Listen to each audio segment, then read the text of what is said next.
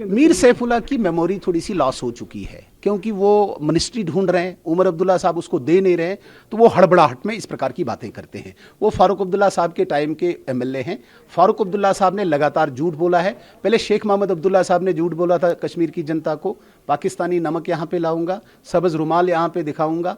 फिर जब राजीव फारूक अकॉर्ड हुआ उस वक्त भी इस बात से जस्टिफाई किया कि 1000 करोड़ रुपया मैं सेंट्रल असिस्टेंस जम्मू कश्मीर के लिए लाऊंगा।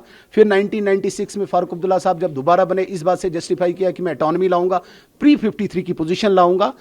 उसका सो कॉल्ड एक रेजोल्यूशन बना के भारत सरकार को भेजा। भाजपा सरकार ने उसको रिजेक्ट किया। भाजपा का मंत्री तब उमर अब्दुल्ला साहब था। उमर अब्दुल्ला साहब की प्रेजेंस में इस रेजोल्यूशन को रिजेक्ट किया गया है। अब इसके पास कोई नैतिक आधार नहीं है, नैतिक अधिकार भी नहीं है कि इस रेजोल्यूशन को दोबारा ये डिस्कस करें। जहां तक बात आती है 370 की, जहां तक बात आती है 35A की, 370 के लिए इन्होंने हड़बड़ाहट में एक रेजोल्यूशन तैयार किया, उसमें 370 की जगह स्पेशल स्टेटस मांगा। मैं दावे के साथ कहता हूं, चैलेंज करता हूं उमर अब्दुल्ला को, उसकी गवर्नमेंट को, कहीं पे भी भारत के संविधान में स्पेशल स्टेटस शब्द जम्मू कश्मीर को लेकर अगर वो दिखाएगा, मैं कुछ भी सजा भुगतने को तैयार है। स्पेशल स्टेटस शब्द ही अपने आप में रिजेक्शन ऑफ दिस रेजोल्यूशन है।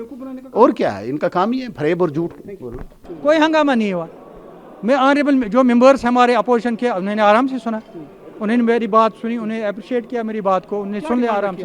मैंने कहा हमारी जो स्टेट थी यहाँ पे, उस स्टेट को बहाल करो, 370 को बहाल करो, फिर से 35 को बहाल करो, अपने आईन को फिर से बहाल करो, यहाँ पे हमारा नेशनल फ्लैग जो था उसको बहाल करो यहाँ पे, और हमारे रियासत को जो 2 हिस्सों में बांटा गया उसको फिर से जोड़ो। हमने ये भी कहा स्टेटहुड जो ख़त्म किया गया। और अफसोस की बात है, आज तक हिस्ट्री में ऐसा कहीं नहीं है कि एक स्टेट को डाउनग्रेड करके यूटी बनाया गया है।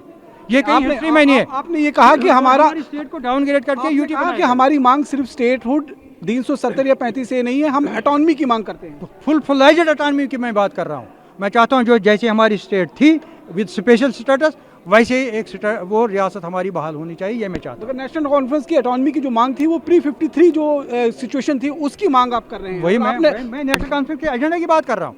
हमने हमेशा कहा है ऑटोनॉमी को बहाल करो, हम आज भी कहेंगे और कल भी कहेंगे और हमेशा कहते रहेंगे। आपने कहा हिंदुस्तान को मजबूर होना पड़ेगा हमें ऑटोनॉमी देने को। बिल्कुल मैं मानता हूँ।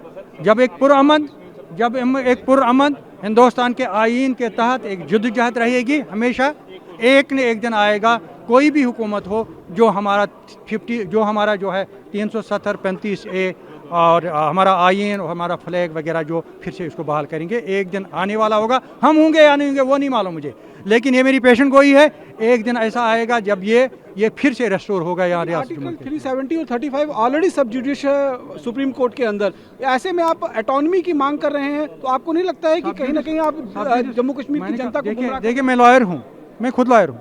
सब जुडिस का मतलब नहीं है फाइनल हो गया।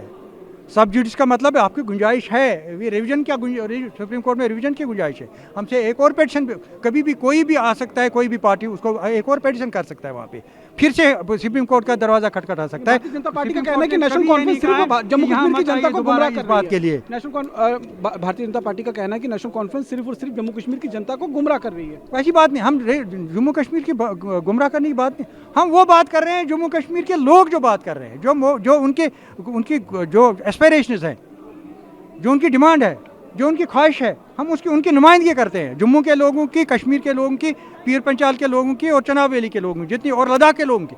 लद्दाख के लोग इस वक्त पछता रहे हैं, वो चाहते हैं गलत हुआ हमारे साथ यूटी बने। हम रियासत के साथ ठीक थे, हम स्टेट के साथ ठीक थे।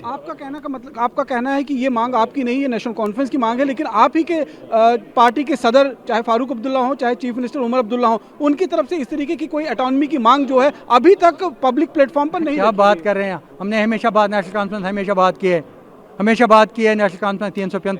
आप क्यों नहीं माने? जो पिछला सेशन पहला दिन था, हमने तभी स्पेशल स्टेटस जो है उसके लिए रेजोल्यूशन पास किया है यहाँ पे हाउस में। फिर नेशनल कॉन्फ्रेंस कहाँ पीछे है? इस सेशन में गवर्नर खुतबे में तो कोई ना तो आर्टिकल 370 खुतबे में नहीं है, तो हम तो कह रहे हैं ना, हम तो हाउस में ओपनली कह रहे हैं, किसी डर के बगैर, किसी खौफ के बगैर, तो हम हाउस में कह रहे हैं। और मैं आपके सामने बगैर खौफ कह रहा हूँ कि हम वही रियासत चाहते हैं जो हमारी रियासत थी। हमें ये काबिल कबूल नहीं है इस वक्त जो यूटी है, हमें कबूल नहीं है, इसको हम कबूल नहीं करते हैं।